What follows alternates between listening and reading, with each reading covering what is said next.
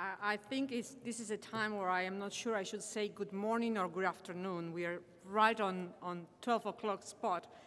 But it's a pleasure to be here, and it's a pleasure to have the opportunity to discuss with you what this incredible enterprise of peacekeeping is for the world, and how we are trying to go about doing our business in a manner that is in line with the demands that we have before us in the 21st century.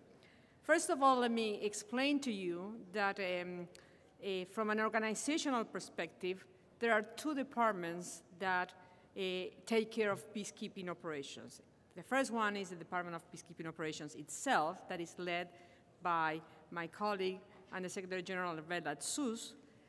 And that department has the responsibility on the political and operational level, on the policy level, to define, shape, and run the peacekeeping operations.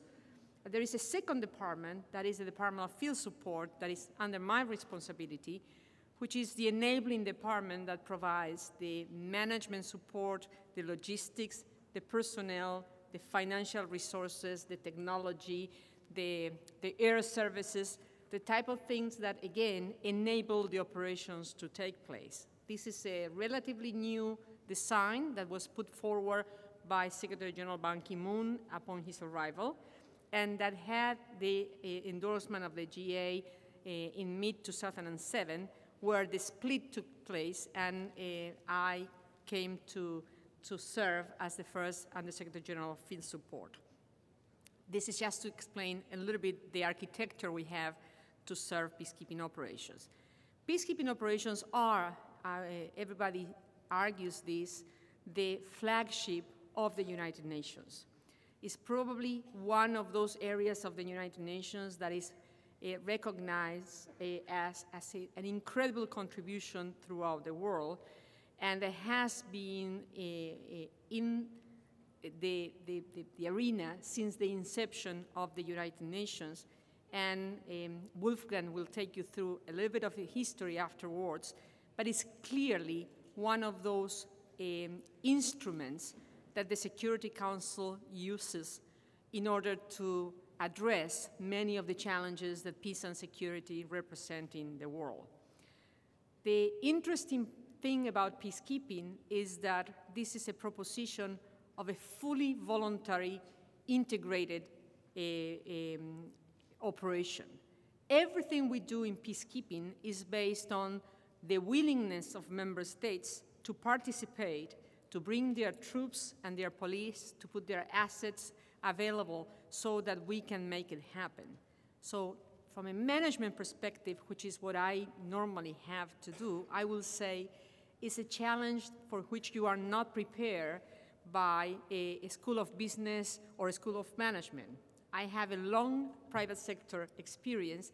I have never been exposed to something equivalent, to bringing together this coalition of the willing to try and deploy to the field in the most extreme and remote places under very hardship conditions, a number of people, military, police, and civilian, that are integrated functionally and that are there to deliver on mandates of a huge complexity, not in places sometimes where there is really peace to keep, not trying to monitor a border between two countries, but more and more embedded in the tensions of a country most likely coming out of a crisis or coming out of a long internal war that probably has not been fully finalized yet. What we are trying to do in this context is to develop our policies, our doctrine to adjust to the new demands. And again, my colleagues will talk about that. But we are also trying to develop our thinking about how we support peacekeeping, how we provide resources to peacekeeping, particularly in a context that is a very stringent context from a resources perspective, given the realities member states are facing. How do we do that in a manner that is more effective, but is also more efficient? And in order to do it, we developed some 2 years ago a 5-year strategy, which is called the Global Field Support Strategy, that is intended to think about peacekeeping like a global proposition. Each peacekeeping operation, each peacekeeping mission is different. From the support and resources perspective, we have argued that they have a lot in common, but essentially that we can manage this, which is now around $7.2 billion operation, can be managed globally so that we can take full advantage of assets, of inventories, of people, of air services that can be handled not only serving every single peacekeeping operation, but serving regionally or serving globally. This was a departure for member states from what was the original design. That was a design very self-centered in each mission, but it has allowed us, after their approval, to come before member states with improvements in efficiencies that are really, really important. And I will just conclude, not to take much more time, because I think it's important for us to have an exchange of Qs and As. We are now presenting a new budget for the next peacekeeping cycle that goes from July 1st to June 30th that has embedded a reduction of budget around 7%.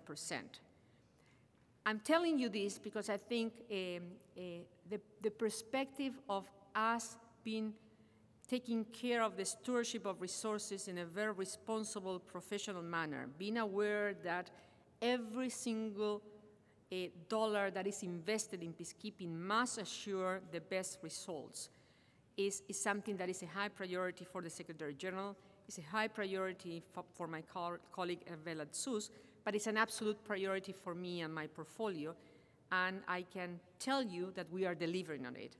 And we will continue to work to find opportunities to do our work better, to enable the peacekeepers to deliver on their mandate, but to do it in such a way that we get the best return on investment. So without further ado, I think I will pass the floor to the moderator now. Thank you very much.